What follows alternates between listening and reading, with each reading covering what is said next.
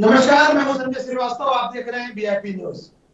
VIP news के खास programme जनसदन में आप सभी का स्वागत है। यूनिफॉर्म सिविल कोड, समान नागरिक संहिता बड़ी चर्चाओं में है,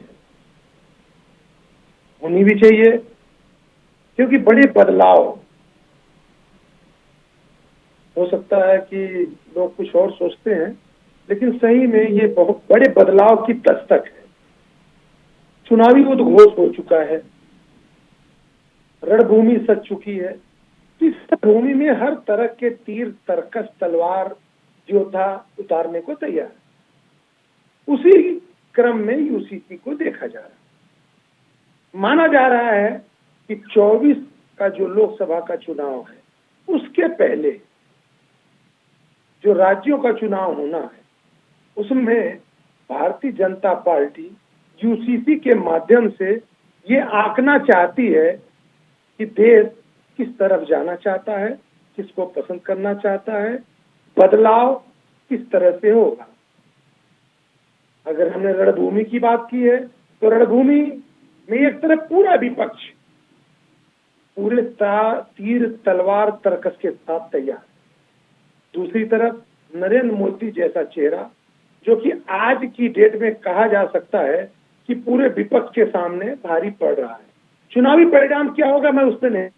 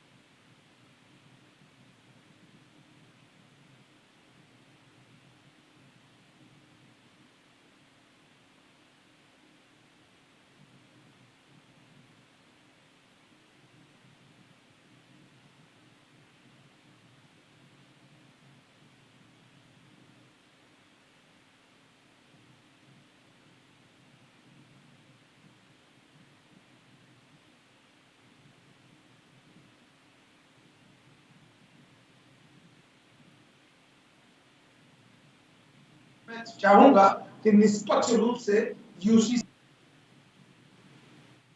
सबसे पहले मैं रविशरण जी के पास ही चलूंगा। रविशरण जी, बहुत बहुत स्वागत है। सबसे पहले मैं रविशरण जी के पास। रविशरण जी, यूसीसी एक ऐसा तीर है जिसको लेकर के धामी जी जब आए तो धामी जी भले फेल हो गए, लेकिन भारतीय जनता पार्टी को सत्ता में वापसी का यूसीसी एक माध्यम उत्तराखंड में बना, ये माना जाता है।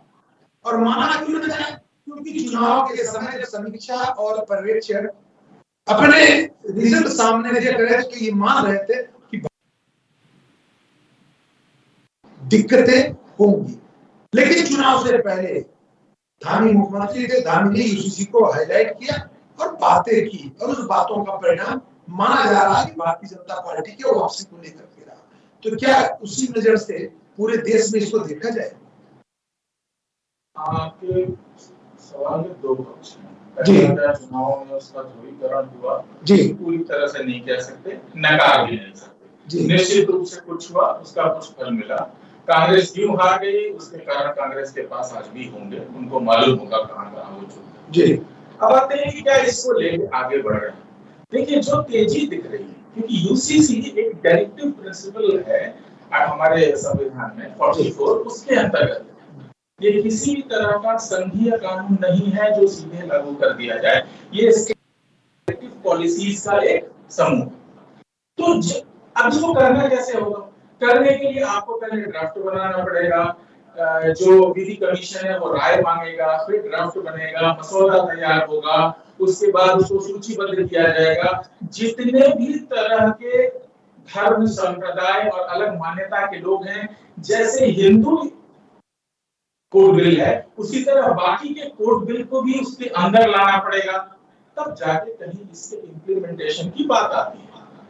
जल्दी हो रही है, इस वजह से जरूर कुछ लोगों को ऐसा लग रहा होगा कि चुनाव है और उसमें हम बहुत तेजी से इसकी तरफ बढ़ रहे हैं और शायद हम इसका बिल भी रख दें। यहाँ पे सवाल ये उठता है, कि क्या भाजपा इस मंतव्य में है कि वो हिंदू कोड बिल को ही यूसीसी का प्रारूप बना दे। ज्यादातर लोग इसी मान्यता के हिसाब से सोच रहे हैं, जैसा सोशल मीडिया पे इनको डाला, पर ऐसा हो नहीं सकता क्योंकि उसके लिए और डायरेक्टिव प्रिंसिपल। आपने सर एक बात कही कि विधि आयोग की राय 2018 में विधि आयोग ने ही अपनी राय दी थी कि यूसीसी की आवश्यकता नहीं है। फिर आज अगर वही विधि आयोग अपने राय से कैसे पलट जाएगा अगर आप विधि आयोग की बात करते हैं? सर इसमें नियम यह होता है कि विधि आयोग जनता से राय मांगे।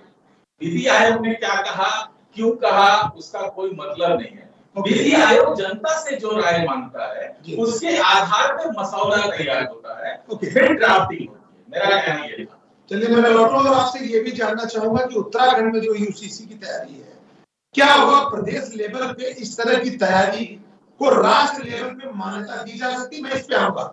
मधुकर जी, जब चुनाव था तो उस चुनाव में यूसीसी की भूमिका महत्वपूर्ण मानी गई और मुख्य तीर की तरह धामी जी ने चलाया और चलाने पे कुछ परिणाम कहा जा सकता है कि भारतीय जनता पार्टी के पक्ष में रहे और आपने सत्ता में वापसी की। लेकिन वापसी के बाद आप ये देख सकते हैं कि 1.5 साल हो गए और मसौदा तैयार होने में की ही आज भी बात की जा रही है। आज भी ये नहीं कहा जा सकता कि यूसीसी बिल 100% रेडी है, कल उसका अनाउंसमेंट हो जाएगा। और धामी जी जैसा मुख्यमंत्री जो कह रहा है बार बार कि प्रदेश स्तर पे लागू होगा, वह मान के चले कि प्रदेश स्तर पे लागू हो जाएगा। मधुकर जी, देखिए बिल्कुल संजय जी, देखिए जिस प्रकार से संविधान निर्माताओं ने जो अनुच्छेद हमारा 44 है उसमें स्पष्ट था कि बाबा भीमराव अम्बेडकर जी, उसमें लिखा है समान नागरिक संहिता जो हमारे जो अनुच्छेद 44 के अंतर्गत है, उसमें सभी को समान अधिकार मिलने चाहिए। और ये वर्षों से मांग थी, ये हमारी मांग नहीं है, ये पूरे वर्षों से संविधान निर्माताओं ने इस बात को रखा। और उस बात को देखकर, क्योंकि देखिए सुप्रीम कोर्ट के इसमें आदेश है कि इसको राज्यों में इसको पहले इसको लागू किया जाए। गोवा जैसे राज्य में ये है और मैं कहूंगी कि दुनिया के 80 देशों में तो ये समान नागरिक संहिता चल रही है। गोवा में आप राजनीतिक दृष्टि से इसको नहीं मान सकते, वह किसी राजनीतिक पहलू से नहीं लागू किया गया था, जो जानकारी मुझको है।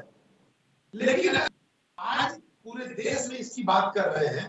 मोदी जी जिस तरह से एक्शन में दिख रहे हैं, योगी जी एक्शन में दिख रहे हैं, धामी जी एक्शन में दिख रहे हैं, तो इसका राजनीतिक पहलू लोग खोज रहे हैं। तो वो मैं जानना चाह रहा हूँ आपसे। राजनीतिक पहलू देखिए, हमारे तो स्पष्ट हमने पूरे अपने दृष्टि पत्र में कहा था कि हम बिल्कुल यूसीसी हमारी जो समान नागरिक संहिता है हम उसको लागू करेंगे, हम धारा 370 हटाएंगे। हम हर तरीके से देखिए हम पूरा जो हमने जो कहा है हमने वो करने जा रहे हैं। और साथ में देखिए जिस प्रकार से अभी रवि जी ने कहा कि विधि किसमें राय होगी, विधि इसमें 144 के करीब इसमें बैठकें हुई है। और साथ में जो हमारी जस्टिस है रंजना जो देसाई जी हैं, उन्होंने बिल्कुल लगातार जो उनकी कमेटी में जो ये पूरा कमेटी बनी थी उनकी यहाँ पे बहुत बैठकें हुई। साथ में हमने हर वर्ग से, ऐसा नहीं है किसी विशेष वर्ग का इसमें ज्यादा वो अहमियत दी गई हो, सभी वर्गों से इसमें राय मांगी गई और सबकी राय को उसमें सम्मिलित किया गया और उसके बाद एक ड्राफ्ट तैयार किया गया। उसकी जो क्योंकि 2022 में ये बात तैयार हुई थी, अभी तक ये ड्राफ्ट तैयार हो चुका है और उसको बिल्कुल निश्चित रूप से इसको रखा जाएगा। इसमें जिस प्रकार से चर्चा होनी चाहिए विधानसभा के पटल पर रखा जाएगा और उसमें निश्चित रूप से सभी उसमें अपनी अपनी राय देंगे। जो राय आई है अब तक करीब 2.5 लाख के करीब इसमें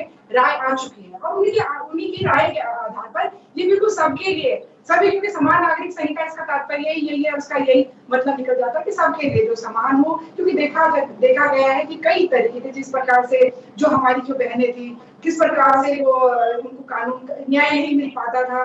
आपने देखा होगा हवालो जैसा केस जो इस देश में हुआ है, जिसको हमारे जो पूर्व प्रधानमंत्री स्वर्गीय राजीव गांधी जी वो भी इसमें कुछ नहीं कर पाए। तो कहने का तात्पर्य है कि जब समान नागरिक संहिता सभी लोगों के लिए होगी तो निश्चित रूप से इसमें न्याय की नई जो न्याय मिलना चाहिए वो सबको न्याय मिलेगा। और न्याय के लिए ही ये समान नागरिक संहिता जो बाबा भीमराव अम्बेडकर जी ने जो ये बनाया, जो ये संविधान के रचयिता थे उन्होंने ये रचना की। तो आज मुझे लगता है कि इससे पूरे उत्तराखंड राज्य ने इस पहल की है। माननीय सुप्रीम कोर्ट के जो हमारे आदेश हुए हैं उसके आधार पर तो आने वाले समय में निश्चित रूप से बहुत ही अच्छा होने वाला है और इसमें उत्तराखंड राज्य को जो पहला मधु जी, मैं आपकी बात मान गया और उत्तराखंड के परिप्रेक्ष्य में आपकी बात से मैं भी सहमत हूँ। यहाँ पे क्योंकि मुख्यमंत्री उसी को कह करके सत्ता में आए तो उसके लिए मेहनत भी कर रहे हैं और बैठकें भी हो रही हैं। शत्रुघ्न सिंह ने प्रेस वार्ता कर करके जो चीज आपने बताया उन्होंने बताया, अगर हम राष्ट्रीय पटल पे जाते हैं, राष्ट्रीय परिप्रेक्ष्य में बात करते हैं, तो क्या उसको उसी तरह से लिया जाए जैसा आपने इस प्रदेश के स्तर पे बताया?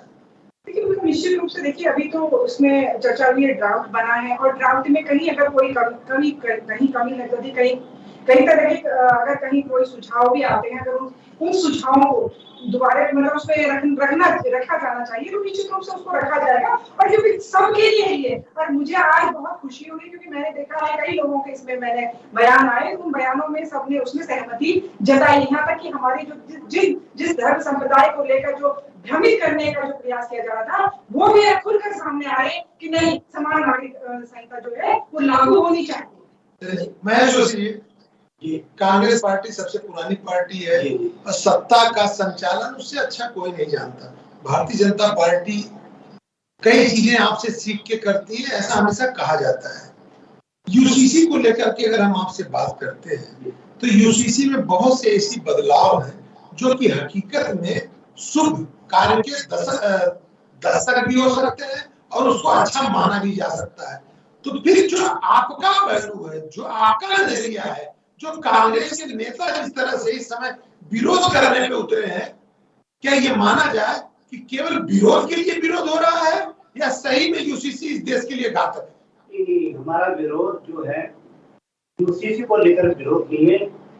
1950 में जब संविधान का निर्माण किया गया तो उसमें समानता का अधिकार दिया गया और जो समय समय पर जो भी समाज में विसंगतियां थी तो वो दूर की जाती रही है।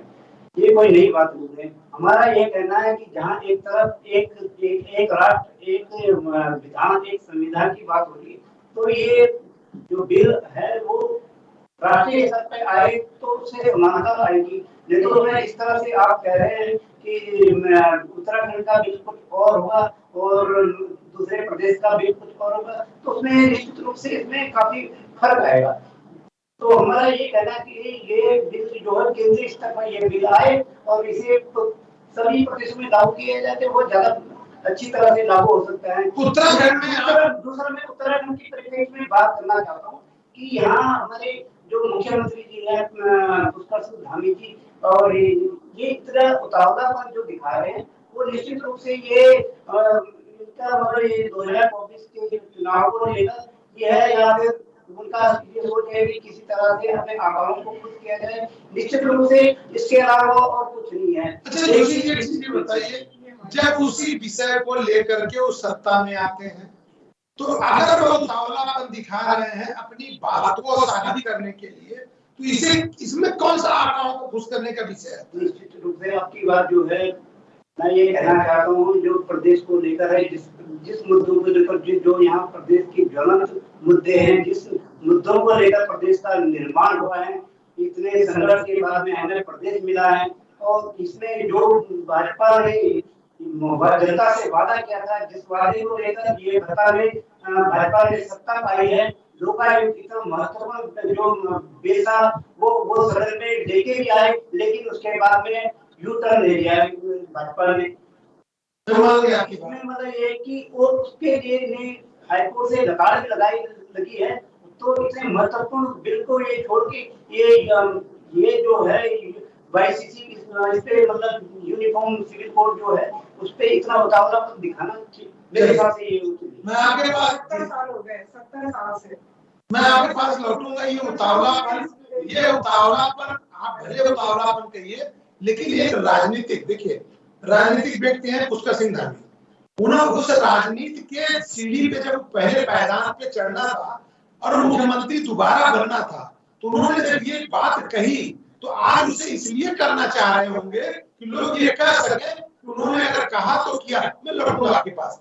सर जी, अभी भारतीय जनता पार्टी की प्रवक्ता ने कहा कि गोवा में तो बहुत सी विसंगतियां हैं, क्या उसी गोवा को ही लागू करना चाहते हैं? नहीं, देखिए गोवा में है नहीं, गोवा में जो एसेशन एक्ट था 61 उसके अंतर्गत वो पहले ही बना हुआ था। जब एसेशन हुआ तो ये मान लिया गया कि हाँ भैया इस कानून को हम मान्यता प्रदान करते हैं, ये पहली बात। अब आगे दूसरी बात, समस्या है बिल्कुल ठीक बात है, राजनीतिक प्रतिबद्धता थी, उसके तरफ सरकार काम कर रही है और उसके लिए आगे बढ़ रही है। अब निश्चित सी बात है, अपना भी फायदा देखेगी, चुनाव का समय देखेगी, बहुत सी चीजें देखेगी और राजनीतिक मुद्दा ये है कि जो जनता की समस्या है, जो इस मुद्दे को लेकर उनका कहना ये है कि साहब सीए और एनआरसी भी तो लागू हुआ था, कितनों को निकाला आज तक हिंदुस्तान से।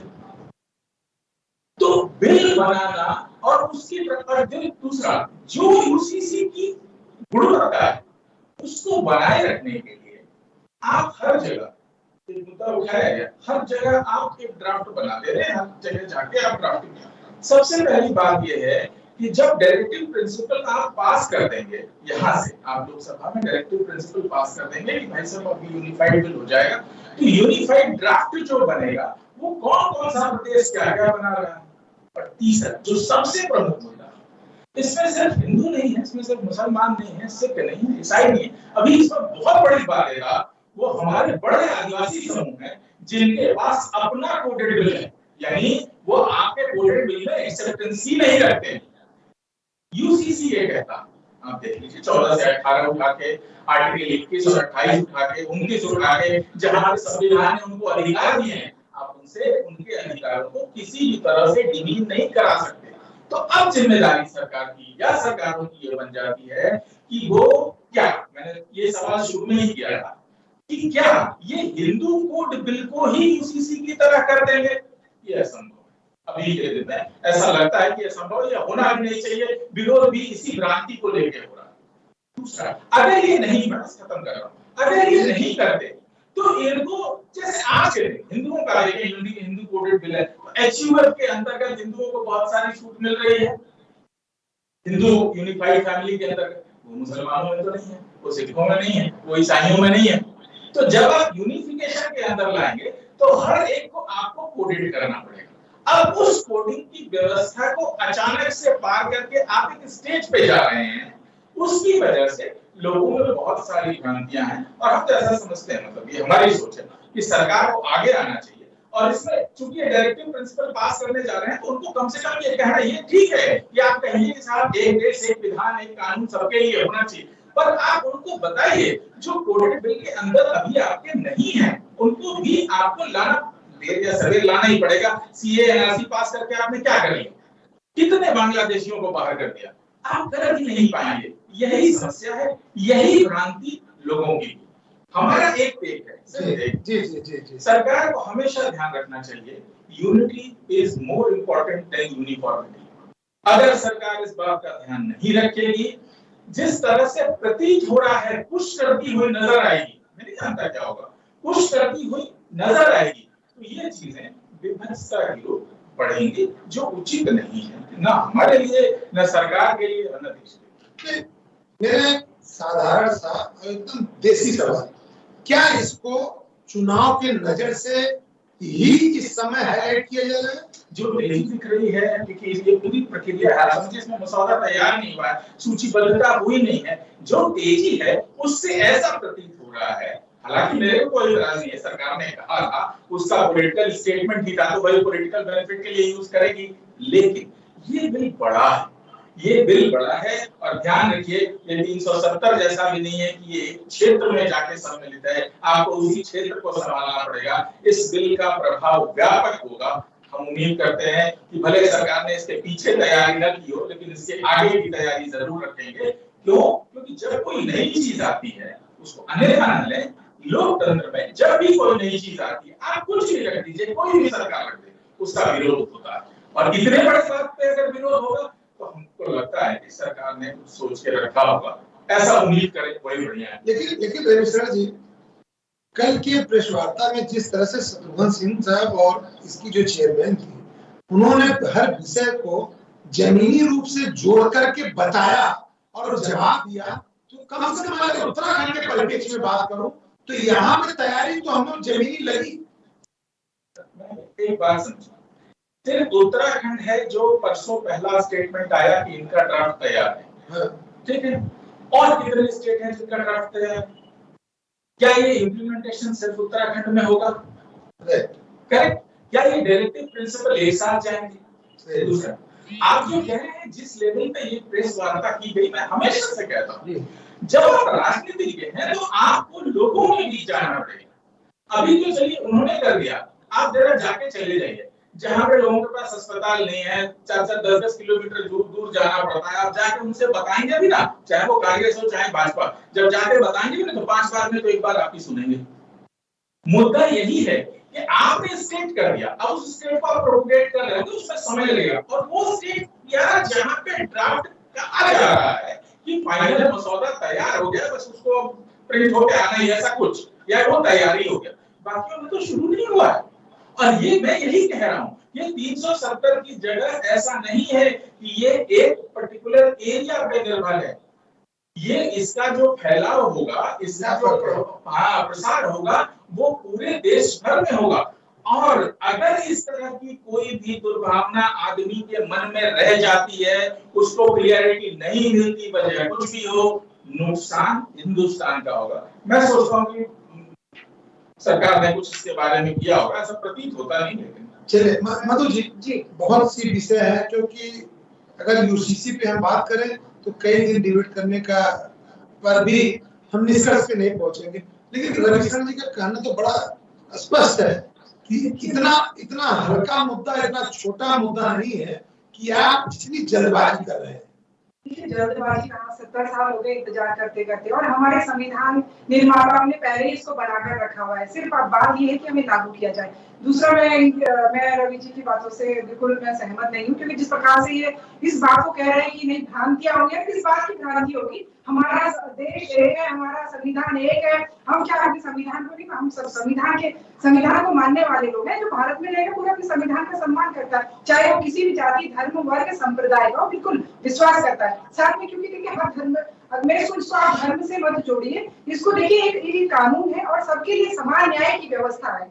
इसमें अगर ये बात आई है यहाँ के आदिवासी क्षेत्र पर, मैं बात कहाँ से आई है, ये आई सबसे पहली बात राजस्थान से, जब एक राजस्थान के आदिवासी क्षेत्र से एक कहीं तलाक का कोई चल रहा था केस, तो उसने भी यहाँ पे दिल्ली हाई कोर्ट में उसने इस पर न्याय मांगने की कोशिश की कि भाई मुझे डिवोर्स चाहिए और मुझे इस तरीके से मेरे को न्याय चाहिए, महिला ने इसमें किया था। लेकिन उसके बाद जब उसको पढ़ाई होनी आई कि तो ऐसा, फिर उसके बाद सुप्रीम कोर्ट के पास वो मामला गया, फिर सुप्रीम कोर्ट ने राज्यों को निर्देश दिए कि इसमें समान जो नागरिक संहिता है वो लागू की जाए। उसके बाद राज्यों ने इस पे काम करना शुरू किया। तो देखिए बिल्कुल हर राज्य इसको देख रहा है, कभी देख रहा है, बिल्कुल होना चाहिए। और इसमें अभी तो हम, क्योंकि मैं उत्तराखंड की बात कर रही हूँ, अभी उत्तराखंड में जिस प्रकार से लगातार माननीय जो हमारे पुष्कर सिंह धामी जी हैं, वो लगातार इसमें, क्योंकि ये हमारे जो जस्टिस है पूर्व जो हमारी जज है रंजना देसाई जी, उन्होंने बहुत विस्तार से और इतना पूरा 1 साल इसमें लग गया, पूरा जो ड्राफ्ट तैयार करते करते,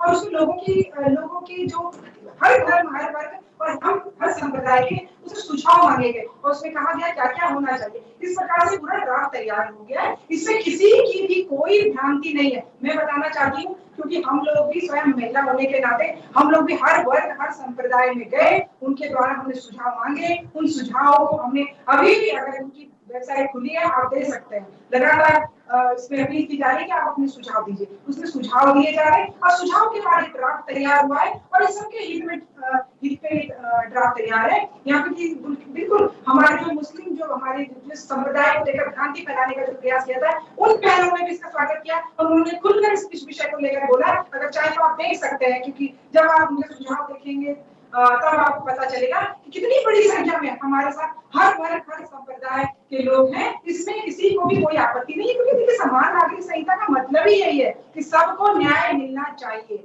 क्योंकि जिस प्रकार से 70 सालों से ये कानून लागू नहीं किया गया, आज जब ये लागू हो रहा है और उत्तराखंड बहुत ही सौभाग्यशाली मैं अपने आप को मानती हूँ कि हम इस देवभूमि से इसका एक बनाने जा रहे हैं, तो मुझे लगता है सभी राज्यों में इसका समर्थन मिलेगा। और साथ पूरा संकट से जिस प्रकार से कह रहा है कि केंद्र लागू करे और केंद्र भी इसको लागू करेगा, तो अभी तो हम पहले अपनी पहल कर रहे हैं, जहाँ पे हमें जो जिम्मेदारी मिली है उस जिम्मेदारी का निर्वहन कर रहे हैं। बदल जी, आप बार-बार उत्तराखंड में यूसीसी की बात कर रही हैं।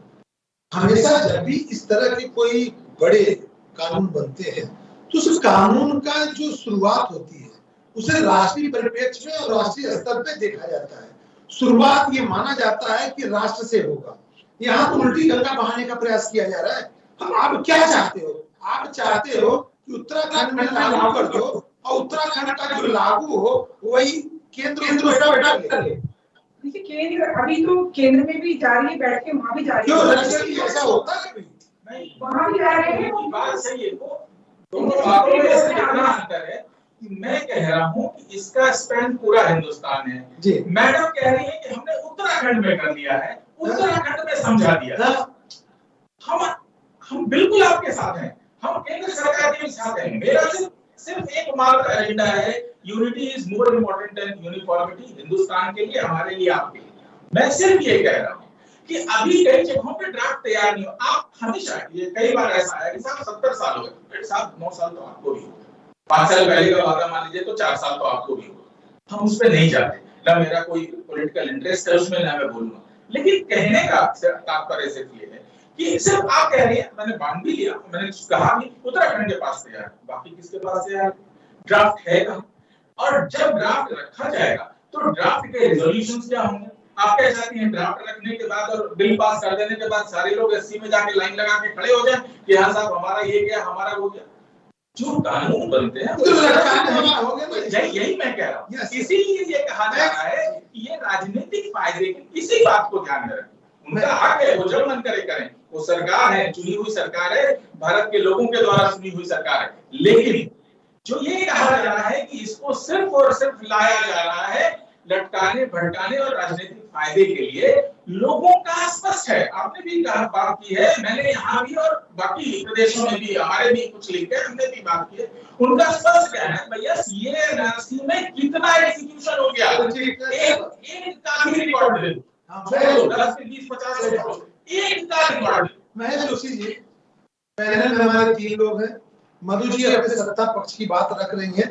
जिस तरह से रविशरण जी बातों को जमीनी रूप से उठा करके जोड़ रहे हैं विषय को, कांग्रेस पार्टी के मुखर प्रखर सारे जो बड़े प्रवक्ता हैं इस बात को क्यों नहीं समझ पा रहे हैं कि अगर जेन्युइन ढंग से जमीनी रूप से हकीकत को बयां किया जाए तो हो सकता है जनता आपकी बात मान ले। और जो आप यूसीसी बिना बात के विरोध करने पे आ रहे हैं और जिसको कहा जा रहा है कि कांग्रेस विरोध के लिए विरोध कर रही है, जेन्युइन पॉइंट नहीं लेके आ रही है, तो ये माना जाए कि तैयारी आपकी नहीं है, भाजपा तो तैयारी के साथ आई है।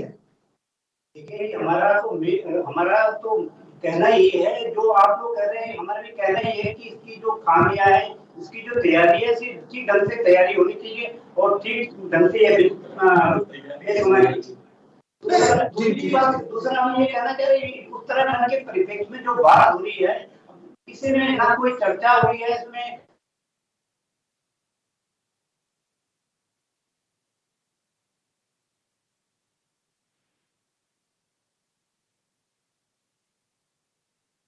ये कि हम लागू कर रहे हैं, तो इसमें खामियां है, ये खामियां दूर होनी चाहिए। हमारा विरोध किसको लेकर है? चलो ये आगे तो आपको खामियां कहां से पता चल गई? खामी ये कि इसका जो विस्तृत रूप होना चाहिए, किस हिसाब से लागू होना चाहिए, क्या होना चाहिए इसमें ड्राफ्ट, यही तो हम भी हमारा कहना का मतलब ये है कि इसके ऊपर पहले चर्चा हो। अभी उन्होंने प्रेस कॉन्फ्रेंस चर्चा होनी चाहिए, इसमें क्या-क्या चीजें हैं, इसमें क्या-क्या मुद्दा पेश आएगा, इसमें क्या समानता का वो है, वो चीजें दूसरी वार्तालाप होनी चाहिए, विपक्ष के विधायकों के साथ वार्ता होनी चाहिए, यहाँ के लीडरशिप के साथ बात होनी चाहिए, सदन में इसके ऊपर चर्चा होनी चाहिए, उसके बाद भी इसके पर बात होनी चाहिए। मधु जी ये बात तो बीजेपी तो सही कहा है उन्होंने कि भाई आप केवल मसौदा तैयार करके सीधे सदन में लाना चाहते हैं। विपक्ष से कोई मतलब ही नहीं रह गया, सर्वदलीय बैठक होनी चाहिए थी। जी निश्चित रूप से इसमें बिल्कुल देखिए, निश्चित रूप से देखिए, बिल्कुल सबके लिए समान नागरिक संहिता के लिए बिल्कुल ओपन जो सब कुछ सुझाव मांगे गए और उसके बाद में देखिए बिल्कुल सदन पर रखा जाएगा, पटल पर रखा जाएगा और उसमें जो विधायक है वो सब उसमें चर्चा करेंगे, किन किन मुद्दों को लेकर, किन किन विषयों को लेकर क्या होना चाहिए, उसके बाद ये पारित होगा। तो निश्चित रूप से बहुत ही, क्योंकि देखिए उत्तराखंड के परिवेश में अगर कहीं तो बिल्कुल निश्चित रूप से अब तक जितने भी कानून जो हम अभी बनाने जा रहे हैं, बिल्कुल आने वाले समय में बिल्कुल ऐतिहासिक बनेंगे। और साथ में जिस प्रकार से भी मेरे भाई रवि भाई जो बहुत ही शायद मुझे लगता नहीं वो पता नहीं क्यों इतना भ्रमित हो रखे हैं। हमारा कहने का मतलब यही है कमेटी के मेंबर उनकी विभिन्न जो संस्कृतियां हैं उनका सब कुछ समावेश करते हुए उनसे बिल्कुल उनके भी सुझाव लेकर बिल्कुल इसको पूरा केंद्र से पूरा इसको लागू किया जाएगा। क्योंकि देखिए अभी तो सुप्रीम कोर्ट ने राज्यों को कहा है कि स्पष्ट आप लोग इसको तैयार आप समान नागरिक संहिता का पूरा एक ड्राफ्ट बनाइए उसको लागू कीजिए अपने राज्यों में। उसके बाद बिल्कुल ठीक है बिल्कुल जिस प्रकार से आएगा तो बिल्कुल केंद्र में भी वो लागू होगा और निश्चित रूप से हमारी जो सरकार जो हमारी करनी है हम जनता के लिए हर प्रकार से न्याय कानून सबके लिए एक होना चाहिए, समान नागरिकता, एक संविधान, एक विधान।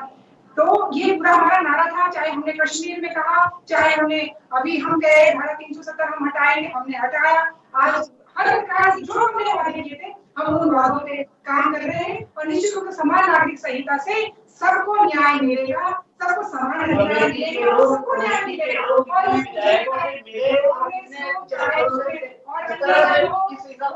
सामने पहले विरोध करने आ भी रही थी, लेकिन जिस प्रकार से उन्होंने जनता का रुझान देखा तो उसके बाद ये भी दबी जवान में कह रहे हैं हाँ हम समान नागरिक संहिता का समर्थन करते हैं। कांग्रेस मधुबन विवाद विभाजन विरासत कई ऐसे बिंदु हैं जो कि इसमें आते हैं, तो क्या उस पर नीति स्पष्ट है?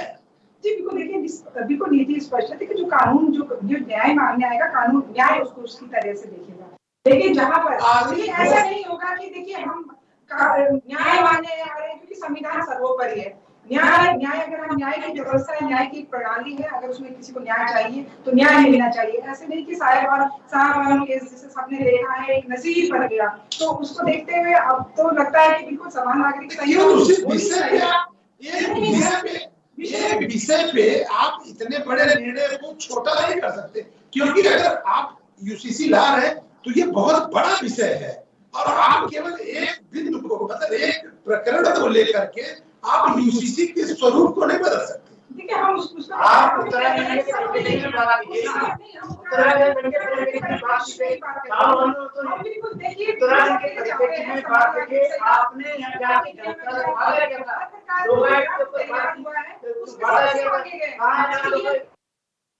ये भी कहा है कि आपको हाईकोर्ट में बता उसमें कुछ नहीं करने का जो काम था कि नहीं हम अपने जनता से अपने धर्म के अनुसार अपने जो उनके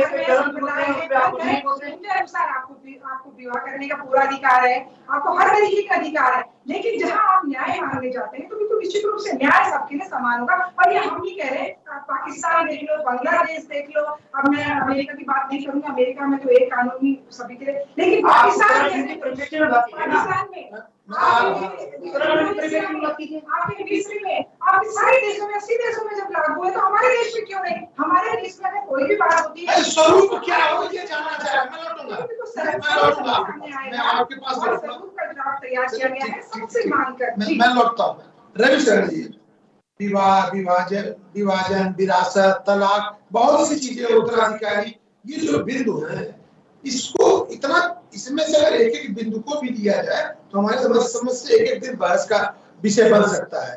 तो जिस तरह से मैडम कह रही है कि हमने उत्तराखंड में पूरी तैयारी के साथ अब हम उसको लाने जा रहे हैं, तो क्या ये माना जाए कि पूरे देश की राय उत्तराखंड के ये जो कुछ लोगों के राय के अनुसार ये ड्राफ्ट तैयार किए हैं उसी में आधारित हो? अगर उत्तराखंड का विपक्ष ये कह रहा है कि साहब ड्राफ्ट तैयार करने में तो मैं था ही नहीं, देश की बात तो छोड़ दीजिए, मैं यही कह रहा हूँ जो जनता की चिंता है आप बिल्कुल कीजिए, आपको मैंडेट है, आपके पास अधिकार है समय का, जब मन करे कीजिए। मैं जो कह रहा हूँ जिस बात से एतराज है वो है पुश कि हमारे राज्य यूसीसी आपके राज्यों में नहीं लागू होगा, यूसीसी पूरे भारत पे लागू होगा। मैं यही बात बार बार कह रहा हूँ, हर बार यही कह रहा हूँ। शाहबानो केस देखिए, शाहबानो केस वो ठीक है, वो आप एक नजीर ले लें, लेकिन ऐसी बहुत सारी नजीर हैं जो तुलसीदास की चौपाई के आधार पर लिखी गई हैं कि सहूलत को नहीं दोष गुसाई। हिंदुस्तान में पहली बार ऐसा हुआ कि किसी बंदे पर पॉस्को का केस लगा था, उसको 2 महीने तक घूम घूम के सभा करने दी गई और उसके बाद जैसे तैसे पॉस्को हट गया। ये पहली बार। ये तो मैं अभी यूसीसी की बात ही नहीं कर रहा हूँ, मैं इंडियन पिनल कोड की बात कर रहा हूँ, जिस इंडियन पिनल कोड के अंदर हर नागरिक आता है, चाहे वो किसी जात, धर्म और मान्यता का।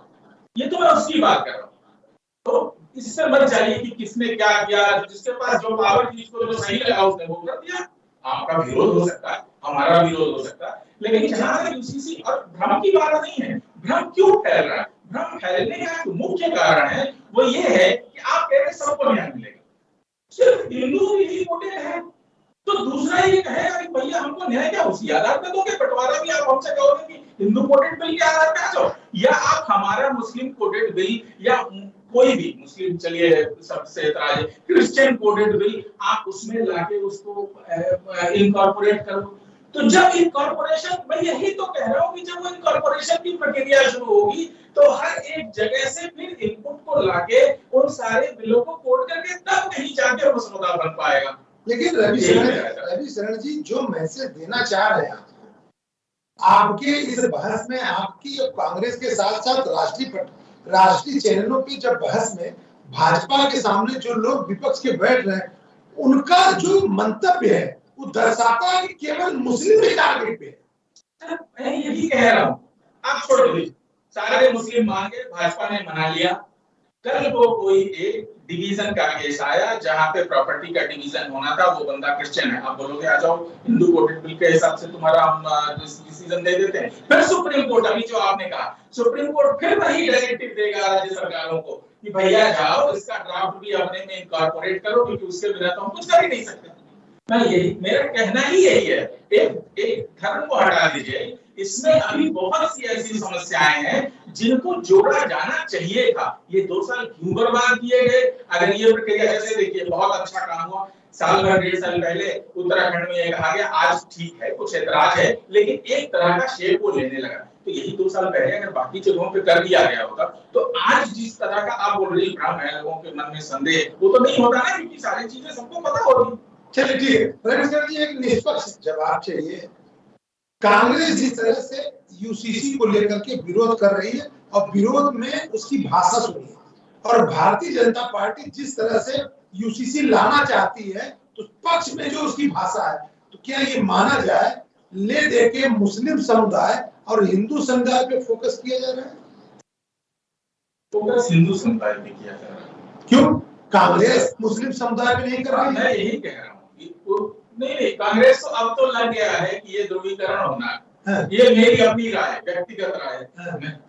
भाजपा से तो चलो वर्षों पहले कहीं, तो साहब कांग्रेस से तो कभी नहीं। साहब आप सुनिए, आप घूमने जाइए तो आप जा रहे हैं पिकनिक मनाने, हम घूमने जाए तो लोफटी करने जा रहे हैं। कांग्रेस कर रही है, कांग्रेस अगर कर रही है तो उसको कह रहे हैं आप। कांग्रेस के लिए कहीं नहीं रहा हूं सर, मैं कह रहा हूं कि जिस तरह से चीजें हो रही हैं सर, ध्रुवीकरण मुस्लिम वोटों का तो असंभव ही है, वो तो हो ही गया।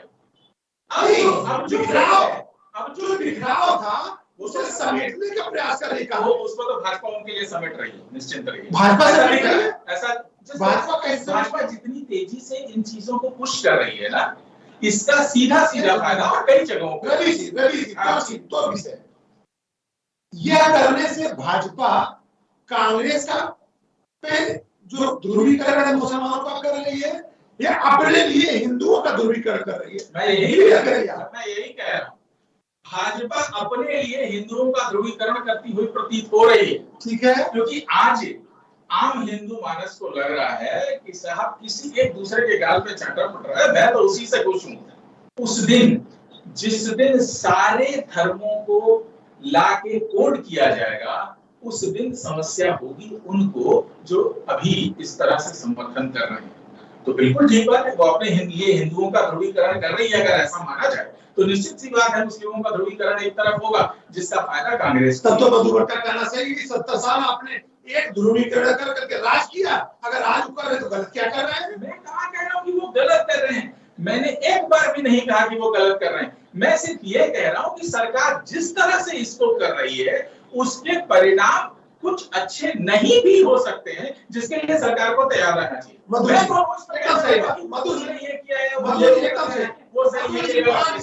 इन्होंने कही है कि भाई जैसे कांग्रेस ने ध्रुवीकरण करके 70 साल राज किया, कोई गलत बात नहीं। अगर आप ध्रुवीकरण करके आप आने वाले 70 साल में राज करना चाहते हैं लेकिन उसका जो मसौदा है, जिस संदर्भ की बात हो रही है, जिस संविधान की बात हो रही है, जिस नियम कानून की बात हो रही है, वह मजबूत मसौदा पे विश्वास नहीं कर पा रहा है। देखिए बिल्कुल, देखिए वर्षों से जो ये मांग थी, ये जो ड्राफ्ट तैयार किया गया, बहुत क्योंकि इस पे कई बार जो है कोशिश भी की, लेकिन अन्य कोई पार्टी इसको कर नहीं पाई। लेकिन हमने कहा कि हम इसको करेंगे और हम इसको कर रहे हैं। और आज देखिए निश्चित रूप से उसका पूरा ड्राफ्ट तैयार हो गया है, तो उसको भ्रम की जो स्थिति है, मुझे मैडम केवल उत्तराखंड में ना, नहीं बिल्कुल, देखिए केंद्र में तैयार हो गया है, ये सरकार मान के चले, मैं क्या राज्य भी अपने अनुसार कर रहे हैं। अभी देखिए अभी आएगा पटल पे, लेकिन अभी जो हमारा है, हमने उत्तराखंड का जो हमने जो पूरा जो ड्राफ्ट जो तैयार किया है, बिल्कुल निश्चित रूप से अगर वो बिल्कुल सबके लिए सब लगता है कि हाँ आने वाले समय में अन्य राज्य जिस प्रकार से अपनी हमी भर रहे हैं कि नहीं ये हम अपने अपने राज्यों में करेंगे, निश्चित रूप से केंद्र उसको देखेगी और उसमें, क्योंकि अभी तो इसमें क्योंकि ये पटल पे भी लाया जाएगा, सदन पे विधायिका में इसको लाया जाएगा, उस पर चर्चा होगी, उसके बाद ये पूरा पारित किया जाएगा। निश्चित रूप से देखिए बिल्कुल हम चाहते हैं कि पूरे इस देश में जो कि कई प्रकार से जो भ्रांतियां थी, उन भ्रांतियों को हम खत्म कर रहे हैं। इसलिए कई जो विपक्षी है उनको समझ नहीं आ रहा है कि हम क्या करें, क्योंकि वो दल का जो राजनीति होती थी, जो पूरा एक मैं कहूंगी वर्ग और संप्रदाय को जो आपस में भ्रमित करने का जो प्रयास किया जा रहा है, उसमें भी वो विफल हो रहे हैं। तो इसलिए अब क्या करें, अब जैसे अभी मेरे भाई का नाम से ये कई जगह बातें कह रहे थे, जो धारा 370 आएंगे तो पता नहीं क्या हो जाएगा। जब उन्होंने देखा वो शांतिपूर्ण तरीके से धारा 370 जो लागू हो गई, अब उनका क्या, अब क्या कहेंगे, क्योंकि देखिए बिल्कुल निश्चित रूप से हमारा ध्येय स्पष्ट है और हम चाहते हैं इस भारत की जो हमारी पूरी जो हम संविधान निर्माता जिन्होंने जिस देश से बनाया था। मैं आपको एक बात और बताना चाहूंगी, सन 1935 में बाबा भीमराव अम्बेडकर जी ने, उससे पहले तो यही था ना, जब आप अगर उसको पढ़ेंगे तो देखेंगे जिस प्रकार से आपने कहा जो विरासत होती थी, उसका कैसे बंटवारा होता था, क्या होता था, तो बाबा भीमराव अम्बेडकर जी ने उसी के आधार पर होता था। लेकिन बाद में आया, सभी को पता है कि जो पर्सन जो आया वो बाद में आया, लेकिन उससे पहले उसी के आधार पर होता था जो विरासत होती थी उसके वो।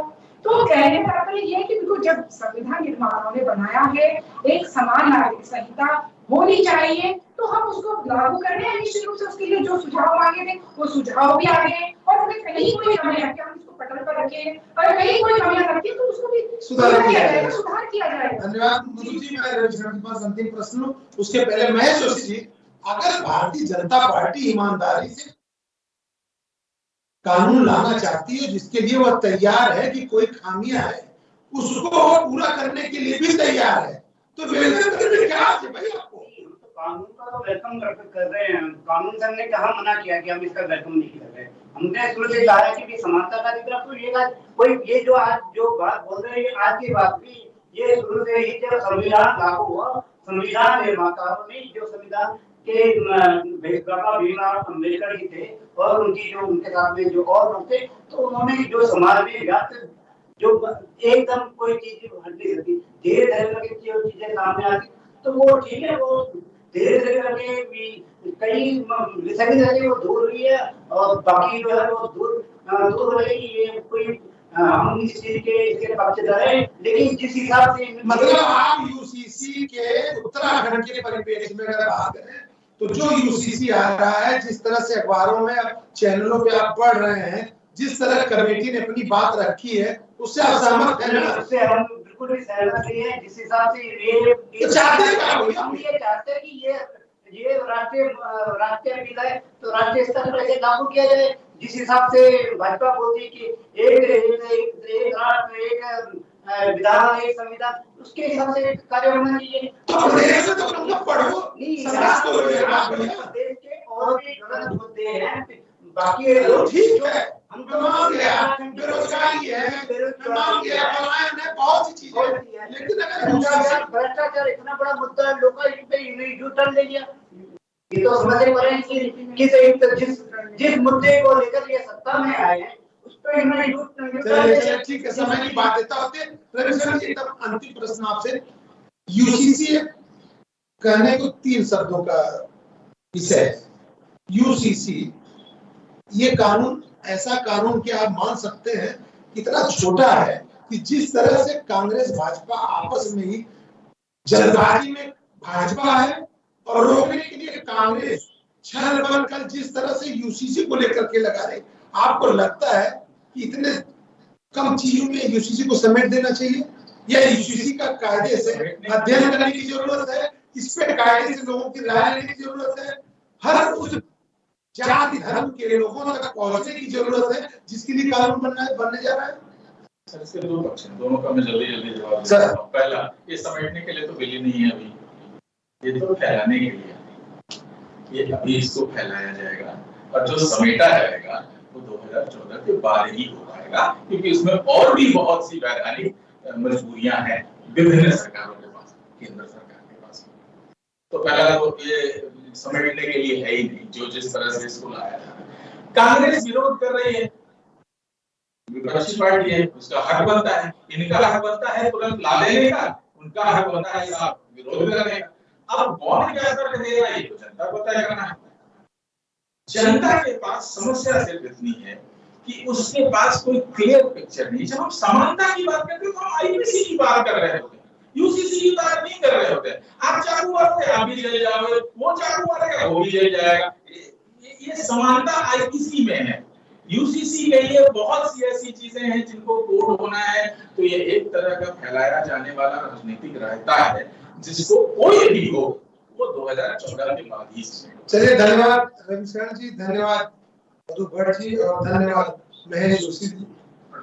बार बार खाली यूसीसी शब्द का उपयोग होता है, लेकिन सब छोटा भले हो, विषय बहुत बड़ा है और इस बड़े विषय में बड़े और मजबूती से काम होना चाहिए। बात केवल हिंदू मुस्लिम सिख ईसाई की नहीं है, बात जैसा रविशरण जी ने कहा कि आदिवासियों का भी अपना अधिकार है, उनके भी विषय है और हर चीज को उसी दृष्टि से देखते हुए अगर यूसीसी को तैयार किया जा रहा है, मसौदा ऐसा तैयार हो रहा है, तो राष्ट्रीय स्तर पे उसी परिप्रेक्ष्य में तैयार होना चाहिए कि कल कोई विसंगतियां न आए जिससे हर विषय वापस लेना पड़ता है, कहीं वह दिन न आए। यूसीसी आना चाहिए, बार बार हर आदमी मानता है, लेकिन स्पष्ट नीति के साथ आना चाहिए। धन्यवाद, देखते रहिए एबीपी न्यूज़।